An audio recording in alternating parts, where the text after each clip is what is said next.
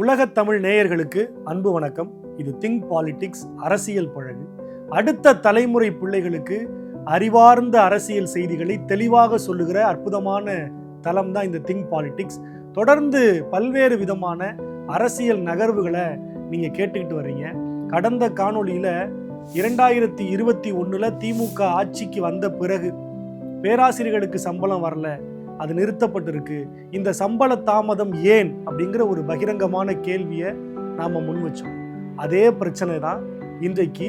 ஆனா அது கல்லூரி பேராசிரியர்களுக்கு இல்ல, பள்ளிக்கூடத்தில் பணியாற்றுகிற ஆசிரியர்களுக்கே.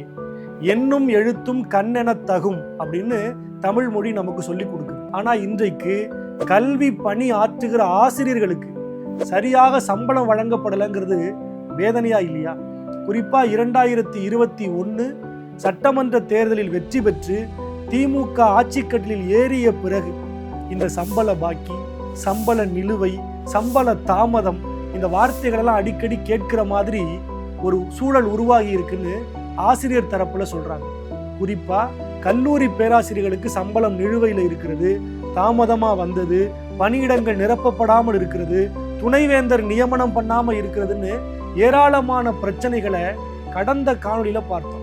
அதே மாதிரியான சிக்கல் உயர்கல்வித்துறையில மட்டும் இல்லைங்க, நம்ம தமிழ்நாடு அரசு பள்ளி கல்வித்துறையிலையும் இருக்கு. அதை பற்றிய முழுமையான ஒரு காணொலியா தான் இந்த காணொலி இருக்க போகுது.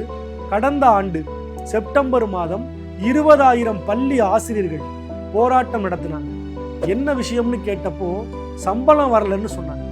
ஏன் சம்பளம் வரல அப்படின்னு பள்ளி கல்வித்துறை அமைச்சர்கிட்ட கேட்டபோது மத்திய அரசாங்கம் நிதி கொடுக்கல, அதனாலதான் சம்பளம் கொடுக்கலன்னு சொன்னார். எந்த கேள்வியை திமுக அரசாங்கத்துக்கிட்ட கேட்டாலும் ரெடிமேடா ஒரு பதில் வச்சிருக்கிறாங்க. ஒன்றிய அரசாங்கம் நிதி தரல, ஒன்றிய அரசாங்கம் எங்க கேள்விகளுக்கு பதில் சொல்லல, அதனால நாங்க உங்களுக்கு சம்பளம் தரலன்னு. 32,786 ஆசிரியர்கள் மற்றும் ஆசிரியர் அல்லாத ஊழியர்களுக்கு சம்பளம் வழங்கப்படாத நிலையில 20,000 ஆசிரியர்கள் தன்னெழுச்சியா வந்து போராடினாங்க. ஆனா அந்த சம்பளம் பல மாதங்களுக்கு பிறகு, ஏறக்குறைய 4 மாதங்களுக்கு பிறகுதான் அவங்களுக்கு வழங்கப்பட்டிருக்கு. அதுல இருந்து நாம மீண்டு வர்றதுக்குள்ள இந்த ஆண்டு பிப்ரவரி மாதம் சம்பளம் வரல அப்படின்னு ஒரு குரல். பிப்ரவரி மாதம் சம்பளமே தாமதமாகி மார்ச்ல வர்ற போது மார்ச் மாத சம்பளம் வரல, மார்ச் மாத சம்பளம் ஏப்ரல்ல வரும், ஒரு மாதம் தள்ளி தள்ளி தான் சம்பளம் வருமா அப்படின்னு ஆசிரியர்கள் கேள்வி கேட்க தொடங்குகிற போது ஏன் இந்த தாமதம்னு ஆடுகிற அரசாங்கத்துக்கிட்ட கேட்டபோது ஒரு சின்ன நிர்வாக சிக்கல், தொழில்நுட்ப கோளாறு, அதனாலதான் இந்த தாமதம்னு சொல்றாங்க. பேராசிரியர்கள் சம்பளத்தினுடைய தாமதத்துக்கு என்ன காரணம்னு கேட்டபோது இதே தொழில்நுட்ப சிக்கலை தான் காரணமா சொன்னாங்க. அரசு பள்ளி கல்வித்துறையின் சார்பாக அரசு பள்ளிகளையும் இயக்குது, அரசு உதவி பெறும் பள்ளிகளையும் இயக்குது. இந்த அரசு உதவி பெறும் பள்ளிகளில் பணியாற்றுகிற ஆசிரியர்களுக்கு தான் இந்த சம்பள தாமதம், இந்த சம்பள பாக்கி. கிட்டத்தட்ட தமிழ்நாட்டில் 8,374 அரசு உதவி பெறும் பள்ளிகள் இருக்கு. இதுல 80,000த்திற்கும் அதிகமான ஆசிரியர்கள் பணிபுரிகிறார்கள். இவர்களுக்கான சம்பளம் சரியான தேதியில் முறையாக வழங்கப்படலைங்கிறது தான் இங்க பிரச்சனை. ஒரு நல்ல தலைமுறையை உருவாக்க பள்ளி கல்வி எவ்வளவு முக்கியங்கிறத நான் சொல்லி உங்களுக்கு தெரிய வேண்டியது. விளையும் பயிர் முளையிலேயே தெரியும் என்பதை அடுத்த தலைமுறை வகுப்பறையில் தான் தீர்மானிக்கப்படுகிறது என்பதை ஒவ்வொரு முறையும் நம் தமிழ் சமூகம் சொல்லி சொல்லி ஆசிரியர்களுக்கான முக்கியத்துவத்தை கொடுக்கிற ஒரு சமூகம். ஆனா அந்த பள்ளி ஆசிரியர்களுக்கு இன்றைக்கு முறையாக சம்பளம் வழங்காம இருக்கிற இந்த ஆளுகிற அரசாங்கத்திடம் கேள்வி கேட்டா தொழில்நுட்ப கோளாறு, ஒன்றிய அரசாங்கம் நிதி தரல, இந்த பதில்களை எல்லாம் கேட்கிறதுக்கு வேடிக்கையா இல்லையா? நிதி இல்ல, ஒன்றிய அரசாங்கம் நிதி தரல, புதிய கல்விக் கொள்கையை நாங்க ஏற்றுக்கொள்ளாததுனால பள்ளி கல்வித்துறைக்கு வழங்க வேண்டிய 20,000 கோடியை ஒன்றிய அரசாங்கம் நிறுத்திருச்சு, அதனாலதான் சம்பளம் கொடுக்கலன்னு பள்ளி கல்வித்துறை அமைச்சர் சொல்றாரு. இந்த கேள்விக்கான பதில பொதுமக்கள் கிட்ட கொண்டு போய் வைக்கிற போது பொதுமக்கள் ஆளுகிற அரசாங்கத்தை பார்த்து கேட்கிற கேள்வி என்ன தெரியுமா? ஒன்றிய அரசாங்கம் நிதி தரல, அதனால ஆசிரியர்களுக்கு சம்பளம் தரலன்னு சொல்றீங்களே, ஒன்றிய அரசாங்கம் நிதி தராம எப்படிங்க கார் பந்தயம் நடத்துனீங்க? ஒன்றிய அரசாங்கம் நிதி தரல, எப்படிங்க நீங்க புதுசா ஆசிரியர்களை நியமிப்போம்னு ஒரு அறிக்கையை விடுறீங்க? ஒன்றிய அரசாங்கம் நிதி தரல, அப்புறம் எப்படிங்க தமிழ்நாடு பள்ளி கல்வித்துறையில நம்பர் 1 இருக்கு? இந்த பொதுமக்களின் கேள்விக்கு ஆளுகிற அரசாங்கம் என்ன பதில் சொல்ல போகுது?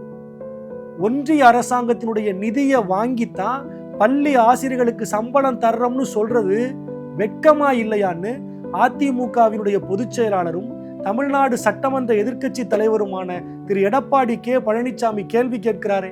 இந்த கேள்விக்கு ஆளுகிற திமுக அரசாங்கம் என்ன பதில் சொல்ல போகுது? உயர்கல்வித்துறை அமைச்சரும் மௌனமா இருக்கிறார், பள்ளி கல்வித்துறை அமைச்சரும் மௌனம் சாதிக்கிறார்.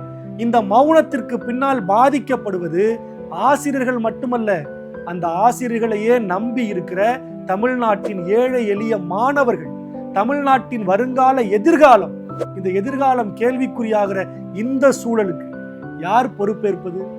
கடந்த மாதம் சம்பள நிலுவை, இந்த விடுமுறையுடன் கூடிய இந்த மே மாத சம்பளமாவது சரியா வருமா? இல்ல அதற்கும் நாங்க வீதியில இறங்கித்தான் போராடணுமா அப்படின்னு ஆசிரியர்கள் தரப்புல, கல்வியாளர்கள் தரப்புல கேள்விகள் எழ தொடங்கி இருக்கு.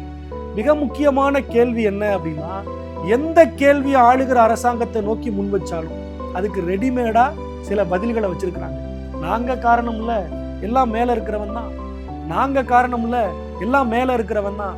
எந்த கேள்வி கேட்டாலும் ஒன்றிய அரசாங்கத்தை கை காட்டுகிற ஆளுகிற திமுக அரசு ஆசிரியர்களுக்கான சம்பளத்தையும் ஒன்றிய அரசாங்கத்திடமிருந்து தான் வாங்கி கொடுக்கணுங்கிற ஒரு சூழலை ஏன் உருவாக்குனீங்க?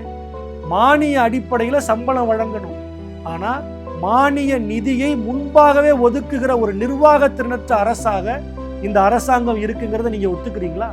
நான் இப்படி கேட்கிறேங்க. பள்ளி கல்வித்துறையின் கீழ் அரசு உதவி பெறும் தொடக்கப்பள்ளி, அரசு உதவி பெறும் நடுநிலைப்பள்ளி, அரசு உதவி பெறும் மேல்நிலை பள்ளின்னு கிட்டத்தட்ட 8374 பள்ளிகளில் பணியாற்றுகிற 80,000 ஆசிரியர்களுக்கு அடுத்த மாதம் சம்பளம் போடணுங்கிற யோசனை இந்த மாதம் உங்களுக்கு வரலையே. அப்ப அடுத்த மாதம் அமைச்சர்களுக்கு சம்பளம் போடுறதுக்கு மட்டும் இந்த மாதம் எப்படி நிதி ஒதுக்குறீங்க? அப்ப அமைச்சர்களுக்கு ஒரு சலுகை, ஆசிரியர்களுக்கு ஒரு சலுகையா? உலகத்தில் கல்வியில் சிறந்த நாடுகள்ங்கிற பட்டியலில் முன்னணியில் இருக்கிற நாடுகள் அரசு தலைவர்களுக்கு இணையாக ஆசிரியர்களுக்கு சம்பளம் வழங்குறாங்க.